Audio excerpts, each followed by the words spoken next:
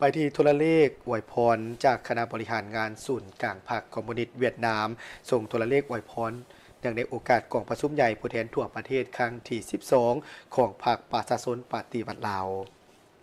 คณะบริหารงานศูนย์กลางพรรคคอมมิวนิสต์เวียดนามส่งโทรเลขอวยพรถึงกองประชุมใหญ่ผู้แทนทั่วประเทศครั้งที่12ของพรรคประชาชนปฏิวัติลาวโดยมิได้ไหนดังนี้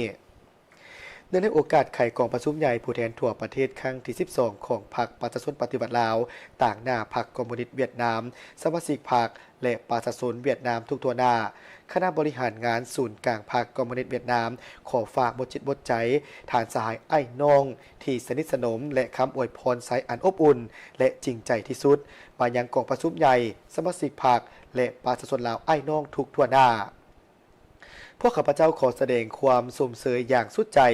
ต่อบรรดาผลสำเร็จอันใหญ่หลวงรอบด้านและมีความหมายความสำคัญทางด้านประวัติศาสตร์ที่พรรครัฐและประชาชนลาวไอ้น้องญาติมาได้ตลอดระยะ50 ปีแห่งการสร้างตั้งสาธารณรัฐประชาธิปไตยประชาชนลาวโดยเฉพาะแม้นตลอดระยะ40 ปีจัดตั้งปฏิบัติแนวทางเป็นแบ่งใหม่รอบด้านระยะ5 ปีในการจัดตั้งผันขยายมติกองประชุมใหญ่ครั้งที่11และแผนพัฒนาเศรษฐกิจสังคมระยะ5 ปีครั้งที่9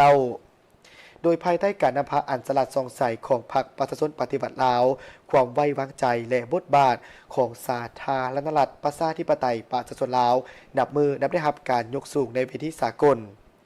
บรรดาผลสำเร็จดังกล่าวสืบต่อยั่งยืนแนวทางอันถูกต้องและปฏิสร้างของพรรคประชาชนปฏิบัติลาว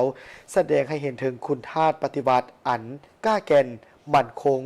ต่อความยุ่งยากสิ่งท้าทายบุกบืนอย่างบ่หยุดยั้งเพื่อเป้าหมายเอกราชแห่งชาติสร้างสาประเทศชาติให้ห่างมีเข้มแข็งนำเอาความผาสุกมาสู่ประชาชนพร้อมกันนั้นประกอบส่วนอย่างตั้งหน้าเข้าในภารกิจสันติภาพเอกราชแห่งชาติประชาธิปไตยและก้าวหน้าทางสังคมอยู่ในโลกกองประชุมใหญ่ผู้แทนทั่วประเทศครั้งที่12ของพรรคประชาชนปฏิวัติลาวได้เป็นขีดหมายแห่งระยะของการพัฒนาใหม่ของการปฏิวัติลาวโดยการกำหนดทิศทางบรรดายุทธศาสตร์ที่สำคัญยู่แหงอย่างรอบด้านพร้อมเพียงครบสุดในภารกิจเป็นแปลงใหม่เพิ่มทวีมหาสามัคคีทั่วปวงชนชาติหับประกันถึงเสถียรภาพทางด้านการเมืองสังคมสุขยู่แหงในการพัฒนาเศรษฐกิจสังคมยกสู่ชีวิตการเป็นอยู่ทางด้านวัตถุและจิตใจของประชาชนก้าวเข้าสู่ความหนักแน่นทางด้านเส้นทางสังคมนิยมในฐานะเป็นเพื่อนมิตรเป็นสหายไอ้น้องที่สนิทสนมโดยอุดมการณ์ในการปฏิบัติพรรครัฐและประชาชนเวียดนามย่ำใดก็เคียงบ่าเคียงไหลกับพรรครัฐและประชาชนลาวในทุกๆระยะของประวัติศาสตร์พวกข้าพเจ้าเสื่อมั่นอย่างนักแน่นว่าโดยภายใต้การนำพาอันสลัดทรงใสของพรรคประชาชนปฏิบัติลาว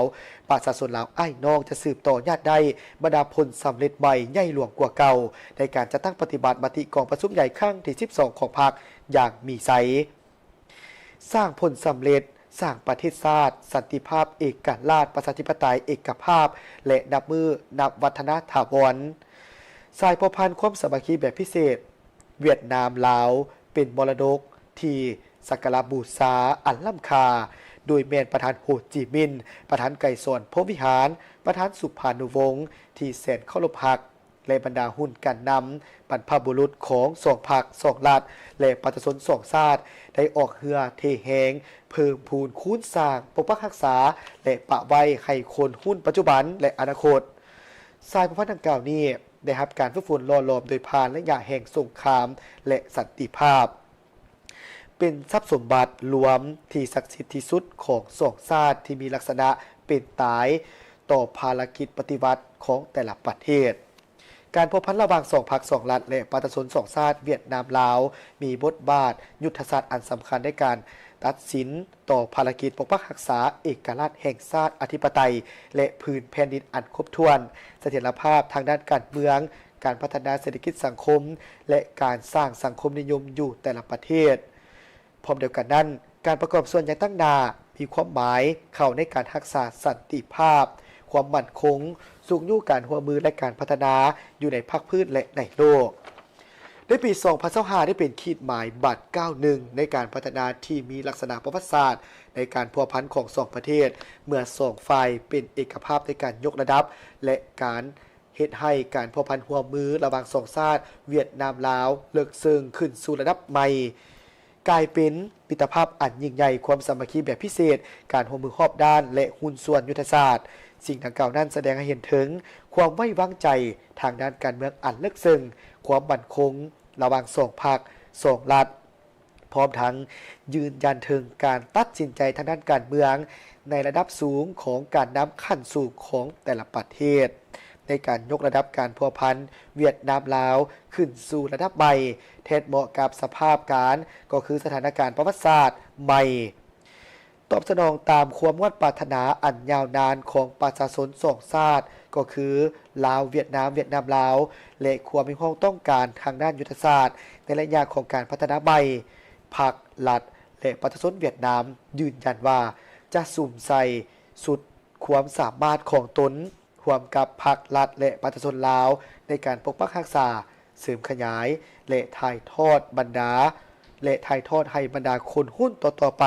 เกี่ยวกับสายพันธมิตรภาพแบบพิเศษระหว่างเวียดนามลาวเวียดนามตลอดไปในโอกาสสง่าราศีนี้พวกข้าพเจ้าขอแสดงความขอบใจอย่างจริงใจและลึกซึ้งที่สุดต่อการสนับสนุนช่วยเหลืออันใหญ่หลวงล้ำค่าสนิทสนมหมดจิตหมดใจมีประสิทธิผลที่พรรครัฐและประชาชนลาวอ้ายน้องให้แก่พรรครัฐและประชาชนเวียดนามในภารกิจต่อสู้ปลดปล่อยประเทศชาติทอนโฮมประเทศชาติเป็นอันหนึ่งอันเดียวในเมื่อก่อนก็คือร่วมขบวนการกับเวียดนามในการก้าวเข้าสู่สังกัดใหม่สังกัดแห่งการบืนตัวพัฒนาอย่างเข้มแข็ง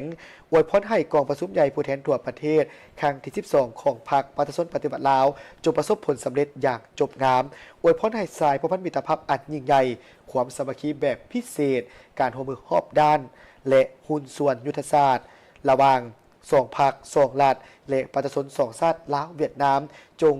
เขียวสดงดงามมั่นคงทะนงแกนสั่วกาละนาน